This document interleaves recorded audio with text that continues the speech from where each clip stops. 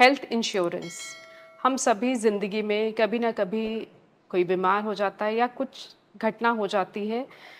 तो health insurance क्यों ज़रूरी है लेनी? कौन सी लें, कब लें, कितना प्रीमियम मिनिमम होना चाहिए, किन बातों का ध्यान रखें, किन बातों की सावधानी रखनी चाहिए? आज डॉक्टर ही हमारे साथ हैं जो इस पर विस्तार से बात करेंगे। आखिर तक ये वीडियो ज़रूर देखिएगा, आपके लिए बहुत काम आने वाला है। सो डॉक्टर सिद्धार्थ अग्रवाल वैसे तो ऑर्थोपेडिक सर्जन हैं, लेकिन आज वो बात करेंगे हेल्थ इंश्योरेंस पे। Welcome sir. So welcome. आप ही ने ये सजेस्ट किया कि इस पर हमें बात करनी बहुत ज़रूरी है। हाँ जी। सो हेल्थ सबसे पहला सवाल ही कि हम में से बहुत लोग अवेयर हैं जिन्होंने हेल्थ इंश्योरेंस ली हुई हैं। बहुत लोग कहते हैं कि क्या ज़रूरत है हेल्थ इंश्योरेंस लेने की? आप हर साल प्रीमियम देते जाते हो, कौन सा बीमार पड़ रहे हैं, जब कुछ होगा पैसे जोड़े हैं, इलाज करा लेंगे। मैम, बड़ा अच्छा क्वेश्चन है कि ज़रूरत है कि नहीं। हम गाड़ी लेते हैं, गाड़ी की इंश्योरेंस कराते हैं, क्यों कराते हैं? ज़रूरी है। दो रीज़न से कराते हैं। एक, it is illegal by the law कि हम गाड़ी चला नहीं सकते। उसके लिए बहुत सस्ती 1,000 रुपए की इंश्योरेंस हो जाती है, हाँ, third party. Third party. Yes, but still हम प्रॉपर इंश्योरेंस लेते हैं। क्यों? क्योंकि जिस दिन गाड़ी का एक्सीडेंट होता है, जिस लेवल का एक्सपेंडिचर आता है, उस एक्सपेंडिचर को कवर करने के लिए। Similarly ma'am, with the rising cost of health care in our country, एक अच्छे सिस्टम में प्रॉपर ट्रीटमेंट लेने के लिए जिस लेवल की कॉस्टिंग चाहिए, वो दैट रन्स इन लैक्स। तो और जब आड़ा वक्त आता है तो मैम आपको पता नहीं होता कि कितना जाएगा, वो 50,000 आएगा या 5 लाख जाएगा। उस टाइम किसी और की तरफ ना देखना पड़े, आपके पास एक बैकअप हो, इसलिए हेल्थ इंश्योरेंस बहुत ज़रूरी है। और बिलीव मी मैम, कहीं ना कहीं कभी ना कभी हर किसी को ज़रूरत पड़ती है। हर कोई बीमार होता है, कभी डेंगू है, कभी कोई हार्ट हार्ट का इशू क्रिएट हो जाता है, कोई कैंसर है, कभी एक्सीडेंटल है। हेल्थ इंश्योरेंस की ज़रूरत हमको पड़ती है और वो ज़रूर होनी चाहिए। अब अगला सवाल ये कि हेल्थ इंश्योरेंस ले कौन सी? इतनी सारी मार्केट में कंपनीज़ हैं जो हेल्थ इंश्योरेंस दे रही हैं। सही हेल्थ इंश्योरेंस का चुनाव कैसे करें? सारी इंश्योरेंस कंपनीज बिल्कुल ठीक हैं। First and foremost, okay. कोई इंश्योरेंस कंपनी गलत इंटेंट के साथ काम नहीं करती। हम कस्टमर्स उनके रूल्स को बेंड करने की कोशिश करते हैं। बाय डिफ़ॉल्ट में मेरे पास इतनी रिक्वेस्ट आती हैं कि जी चोट लगी, कितना टाइम हो गया? 6 महीने हो गए। अच्छा ठीक है, ये ऑपरेशन होगा, ये खर्चा है, सर इंश्योरेंस करा लें, उसमें कवर हो जाएगा। हम लोग उन रूल्स को बेंड करते हैं। अगर हम इंश्योरेंस के रूल्स को फॉलो करके यूज़ करें तो सारी इंश्योरेंसेस अच्छी हैं, सो लॉन्ग एज हम उन्हें टेढ़ा करने की कोशिश ना करें। आज किसी कंपनी का कवर रेट अच्छा है, क्लेम रेट अच्छा है, 2 साल बाद वो नीचे हो जाएगी, किसी और का अप हो जाएगा। सो ये अप एंड डाउन साइकिल चलती रहेगी। आज के स्टैटिस्टिक्स के हिसाब से ये डिसाइड करना कि ये अच्छी और ये बेकार है, वो इम्पॉर्टेंट नहीं है। इम्पॉर्टेंट ये है कि आपने जो कंपनी ली है, आप उसके साथ स्टिक करें ईयर बाय ईयर। जो इंश्योरेंस 2 साल पुरानी है, उसकी वैल्यू विज़ विज़ जो इंश्योरेंस 8 साल पुरानी है, बहुत फ़र्क है। 8 साल पुरानी इंश्योरेंस आपकी किसी भी कंपनी की है, आपका क्लेम पास होता ही होता है। ओके। 2 साल या 1 साल पुरानी इंश्योरेंस आपकी किसी भी कंपनी की है, कितना भी अच्छा क्लेम रेट हो, वो क्लेम फंसता ही फंसता है, निकल जाएगा। बट उनके मन में क्वेश्चन रेज होते ही हैं कि भाई इंश्योरेंस लेने के इतने दिन बाद चोट लग गई, कुछ दिक्कत तो नहीं है। तो इसलिए इट इज़ नॉट इम्पॉर्टेंट आप किस कंपनी की ले रहे हो, इट इज़ इम्पॉर्टेंट कि आप कितना टाइम लॉयल्टी से स्टिक करते हो।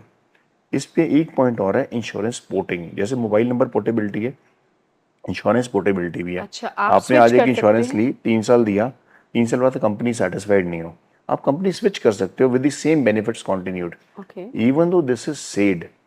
But when you switch to a new company and you put up a claim, उस कंपनी में आपको लेस टाइम, 1 साल हुआ होता है, 2 साल, तो कंपनी आपके रिकॉर्ड्स को उतनी ही स्क्रूटनी से देखती है और इंश्योरेंस क्लेम थोड़ा डिफिकल्ट होता है। सो मेरा ये सजेशन है, कोई भी एक कंपनी सिलेक्ट करो, उस पर चिपक जाओ, स्टिक टिके टू। रहो। Do not change, all are same. किसी में 19 कोई फायदे हैं, किसी में 20 को नुकसान है, कोई लंबा चौड़ा फर्क नहीं। Any one company just stick to it, all are good. So किन बातों का ध्यान रखना चाहिए? किन बातों का? वेल, सबसे पहली बात, आप कितने लोगों की लेना चाहते हो? Health insurance. यस, आप अकेले की लेना चाहते हो, अपनी पूरी फैमिली की लेना चाहते हो?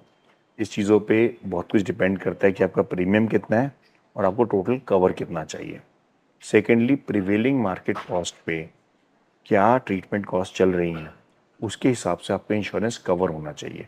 ओके। सपोज मैं सोचता हूँ कि आज एक एक्सीडेंट हो गया, एक सिंपल फ्रैक्चर ऑपरेट होना है, 2 लाख का खर्चा है चंडीगढ़ में हम एवरेज लेके चलते हैं।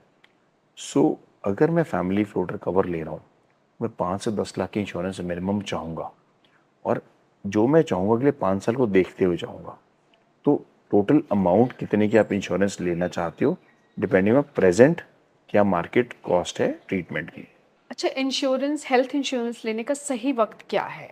कई बार होता है जैसे 25, 26, 27, 28, 30 साल में शादियाँ आजकल हो रही हैं, यंग कपल्स हैं, उन्हें लगता है अभी क्या ज़रूरत है, अभी तो हम यंग हैं, और वो करते-करते आगे बच्चे हो जाते हैं, वो चलता ही रहता है। राइट एज आपके लिए क्या है? Earliest when the child is born he should be enrolled in the insurance, simple, मेरा ये मानना है। जैसे फैमिली फ्लोटर कवर्स होते हैं, घर में बच्चा आया, यू हैव एन ऑप्शन, आप उसको अपनी इंश्योरेंस में ऐड करा दो, you should get it done. Because बीमारी टाइम और एज बता के नहीं आएगी। आजकल छोटे छोटे बच्चों में भी इतनी मेजर इलनेसेस डेवलप हो जाती हैं, और बिलीव मी जो लंबी चलने वाली बीमारियां होते हैं इनका एक्सपेंडिचर बहुत ज़्यादा होता है, and families are actually drained out. So earliest कराना चाहिए। बट अगर हम यंगस्टर्स की बात करें, तो when they go independent out of their house, when they go to professionals like 20-21 22 साल के, that is a time when they should definitely have their own insurances. जब वो 2 व्हीलर 4 व्हीलर ड्राइव करना शुरू करते हैं, उस टाइम उनकी इंश्योरेंस आ जानी चाहिए। ओके। और मिनिमम कितना प्रीमियम वाली इंश्योरेंस आप सजेस्ट आज की करते डेट हैं? में बात करें तो 10 लाख तो कहीं नहीं गए, मिनिमम पर 10 पर्सन लाख 10 लाख पर तो आज पर्सन। की डेट तो कहीं नहीं गए। With the present prevailing cost, अगर किसी को एक हफ्ता आईसीयू रहना पड़ जाए, 5-7 लाख का बिल तो बन जाता है। तो 10 lakh is a basic cover जो मैं सोचता हूँ चंडीगढ़ जैसे शहर में किसी के लिए होना चाहिए। 35, 40 साल, 45, 50 साल तक अभी तक हेल्थ इंश्योरेंस नहीं ली है, तो क्या इसका नुकसान है अब? बहुत मुश्किल काम है। इंश्योरेंस कंपनी आपका थरो मेडिकल चेकअप कराती है before they give you the insurance after particular age. So in case they find anything which can lead to long term issues, they can reject your insurance request. नहीं देते फिर? They can. Suppose वो आपका, उन्होंने blood test कराए, heart का कराया, eco कराया, ईसीजी कराया, and they find something there, they can deny you that you are not eligible for insurance. Okay. So the earlier the better. In fact 30+ आप जब भी इंश्योरेंस अप्लाई करते हो, they always get your health checkup done. So अगर उन्हें मान लो से major कुछ भी मिलता है और आपका रिजेक्ट हो गया, you can not take an insurance. So better to start early and to continue without any break. Any break in the insurance continuity is considered zero. Then you start all over again from zero. अच्छा, So bet ऐसा नहीं है कि 2 साल ले लिया आपने, कहा क्या करना है, आप 3 फिर साल। नेक्स्ट टाइम अप्लाई करोगे, फिर जीरो से अप्लाई करोगे, फिर उनके डिस्क्रिशन है कि वो आपको एलिजिबल समझे या ना समझे। तो इसलिए start early. The later you take the premium ज़्यादा होगा, और again there is a risk वो आपको दे ही ना मना करते हैं। कई बार कहते हैं कि पैसा जा ही जा रहा है हर साल, हम सब तो ठीक ठाक हैं, तो वो लोगों को चुभती है बात कि मैम वो जिस वैसे दिन तो अच्छा ही है कि आप ठीक हैं। मैम वही है ना, इन्वेस्टिगेशन कराई, नॉर्मल आ गई तो लगता है कि पैसे वेस्ट हो गए। अरे अच्छी बात है, बीमारी नहीं है। That is a way to think. But in the end अगर सिंगल भी क्लेम हो जाता है, सब पैसे बराबर हो ओके। जाते हैं। और ये क्या ये है कि 3 साल 4 साल आपने प्रीमियम दिया, वो आपका जुड़ता रहता है नहीं नहीं आगा, नहीं, इट ऐसे इज ही होता नो है, नो, वो इट्स लैप्स लैप्स। हो जाता है वो तो एवरी ईयर? हाँ, वो तो जैसे 20,000 प्रीमियम है, उस डेट से उस डेट का अगले साल फिर भरना है। It is not accumulative. आपको कुछ पॉलिसीज होती हैं, कुछ वो प्लान्स होते हैं जो इन्वेस्टमेंट वगैरह लिंक करते हैं, बट मोर और लेस हेल्थ इंश्योरेंसेज ईयरली दे रहे हो, खत्म। कुछ हेल्थ इंश्योरेंस जब आप कराने जाते हैं तो कुछ इन्फॉर्मेशन, जानकारी भी देनी चाहिए, देनी पड़ती है प्री एग्जिस्टिंग इलनेस एक बहुत मेजर कॉलम होता है हर इंश्योरेंस कि अगर कंपनी कोई के। बीमारी है या नहीं? Pre existing, yes, illness and procedures. अगर जब आप इंश्योरेंस ले रहे हो, आपको डायबिटीज़ है, हाइपरटेंशन है, थायराइड है, और कोई भी ऐसी बीमारी है जिसका लॉन्ग टर्म में इम्पैक्ट है, तो वो इंश्योरेंस कंपनी बहुत सीरियसली लेती है। और अगर आप प्री एग्जिस्टिंग डिजीज डिस्क्लोज नहीं करते, या आपके पास में कोई प्रोसीजर्स हुए, सपोज आपकी गॉल ब्लैडर सर्जरी हो रखी है, हर्निया सर्जरी हो रखी है, फ्रैक्चर ऑपरेटेड है, और आप डिस्क्लोज नहीं करते, और future while putting up a claim insurance company वो ढूंढ लेती है, तो they can reject your claim on the basis that आपने प्री एग्जिस्टिंग चीज़ें डिस्क्लोज नहीं की।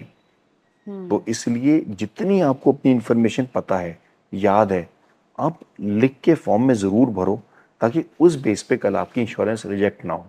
For that matter I tell you a very funny incident.